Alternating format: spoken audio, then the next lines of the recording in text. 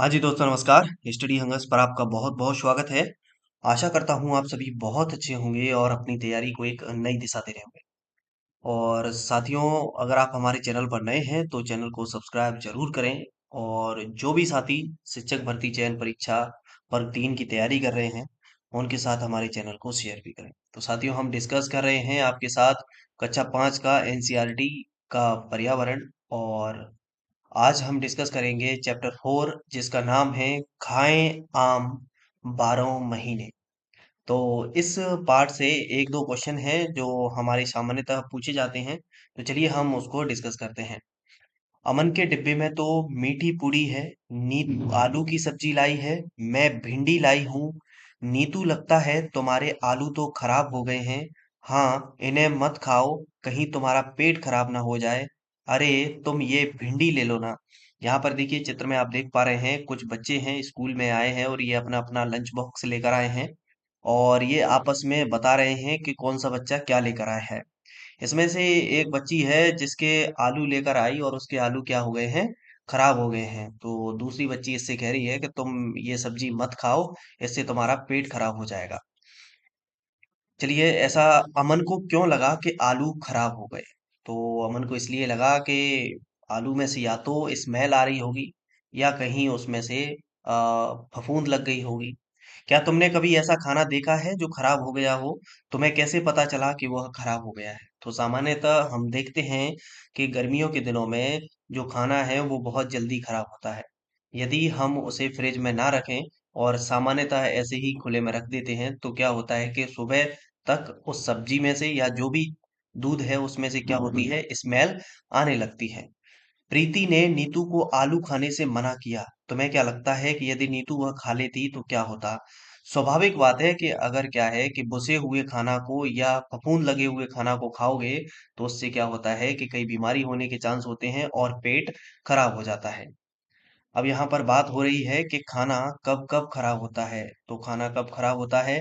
सामान्यतः ज्यादा टेम्परेचर हो या खाना ज्यादा समय तक किसी डिब्बे में या बॉक्स में ज्यादा समय तक बंद रहे, तो बच्चों के अनुभवों से निकलवाया जा सकता है। तो हम ये चीज बाकायदा बच्चों से पूछेंगे कि बेटा बताओ कि कब कब किन किन स्थितियों में खाना खराब हो जाता है। तो बच्चे बताएंगे। खाना खराब होने में और खाना बर्बाद होने में स्पष्ट रूप से अंतर करने की जरूरत है। बाद में ब्रेड से किया गया प्रयोग शुरू में ही किया जा सकता है।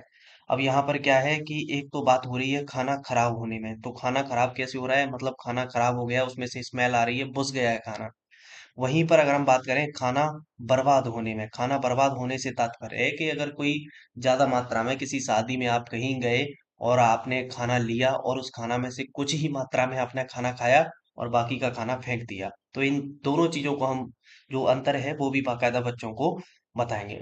अब क्या है कि देखिए, यहाँ पर एक बच्चों को प्रयोग करके भी बताया गया कि बेटा कैसे कैसे मतलब जो खाना है वो खराब होता है। इसके लिए एक ब्रेड लिया गया और उस ब्रेड पे एक प्रयोग किया गया।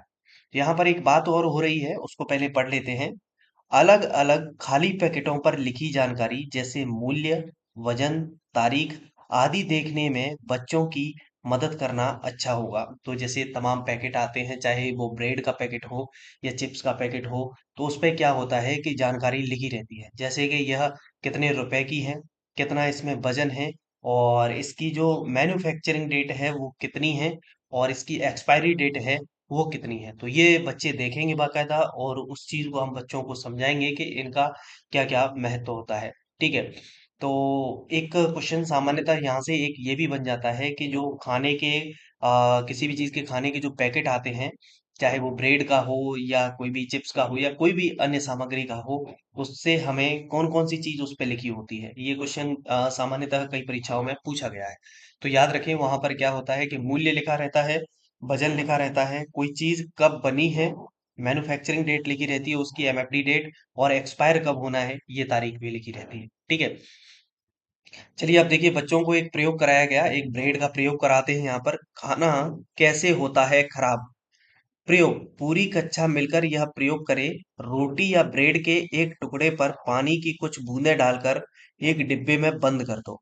कुछ दिन तक ब्रेड को रोज देखो, जब तक तुम्हें ब्रेड पर कुछ बदलाव न दिखे। दी गई तालिका को चार्ट पर बनाओ। और बच्चों के लिए क्या है कि यहाँ पर बताया गया कि एक प्लेट में क्या है कि तुम ब्रेड ले लो, उस पर कुछ पानी की बूंदें डाल दो और देखने को मिलेगा कुछ दिन बाद क्या है, ये जो ब्रेड है उसमें फफूंद लग जाएगी, खराब हो जाएगा वो। ठीक है।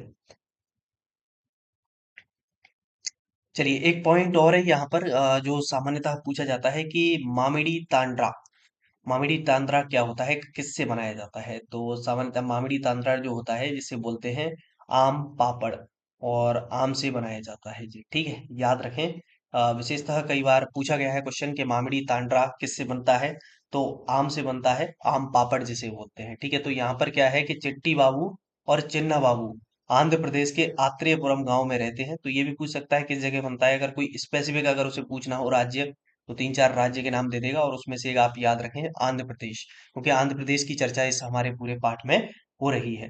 ठीक है, तो यहाँ पर ये आम की बात हो रही है, पूरी स्टोरी है कि किस तरीके से वो बगीचे में जाते हैं और वहां से कच्चे आम को तोड़कर लाते हैं, उनमें से वो पके आमों को अलग करते हैं, उनको काटते हैं और किस तरीके से आम पापड़ बनाए जाते हैं। देखिए यहाँ पर ये पूरी की पूरी प्रोसेस चित्र के माध्यम से दिखाई गई है।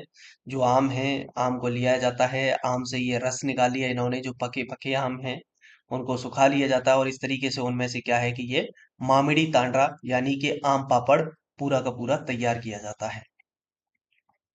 चलिए ये स्टोरी पढ़ लेना, केवल याद इतना रखना है, हमारे काम की चीज है कि मामिडी तांड्रा किससे बनता है। ठीक है। अब कई बार देखने को मिलता है कि क्या तुम्हारे घर पर कोई अचार बनता है। स्वाभाविक है, सभी के घरों में कई तरह के अचार बनते हैं।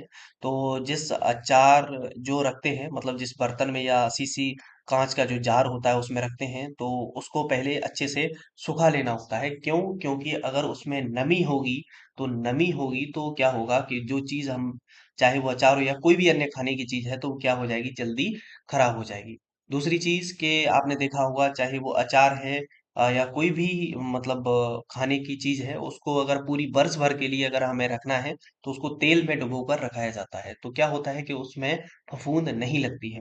और कई बार आपने सामान्यतः देखा होगा कि अचार में जो है आम का अचार है या कोई भी अन्य अचार है, अगर उसमें तेल की मात्रा कम हो जाती है, तो ऊपरी जो सतह होती है, ऊपरी जो भाग है, उसमें क्या हो जाती है, फफूंद लगना प्रारंभ हो जाती है। ठीक है।